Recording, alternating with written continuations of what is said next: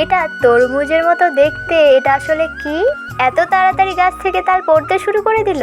রাধে রাধে, হরে কৃষ্ণ বন্ধুরা। রোজ সকালের এখন আমার রুটিন হয়ে গেছে কাজু কিচমিচ কাঠবাদাম ভিজিয়ে সকালবেলা এখন আমাকে খেতে হয়। আমার তো খেতে ওইগুলো বেশ ভালোই লাগে। আর এইদিকে পুকুরের অবস্থা দেখো, গোটা কিন্তু পানাতে ভর্তি হয়ে গিয়েছিল। আর ওখানে দেখছিলাম একটা তাল ভাসছে। আমি তো ভাবছিলাম এত তাড়াতাড়ি তাল পেকেও গেল। একটা লগা নিয়ে কিন্তু আমি আস্তে আস্তে তালটাকে টেনে আনছিলাম।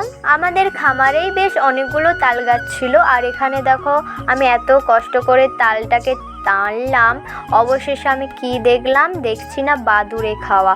তাও আবার দেখো তালটা কিন্তু পাকেও নি, কাঁচাই ছিল, মানে শক্ত ছিল। আর বখাটা কি করে যে খসে পড়লো কে জানে।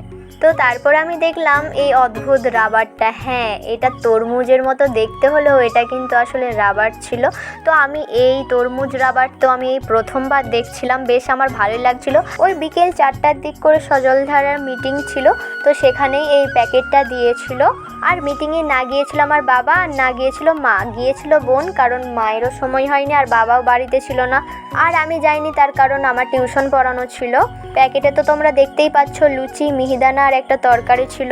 তো আমাদের সবাইকে কিন্তু জল অপচয় বন্ধ করতে হবে। যাদের প্রয়োজন ছাড়াই কিন্তু নল খোলা থাকে, জল পড়ে যায়। তো এখন আমাদের জলের সংকট না হলেও পরে কিন্তু ভবিষ্যতে হতে পারে। জল আমাদের জীবন, তাই জলকে রক্ষা করার দায়িত্ব আমাদের।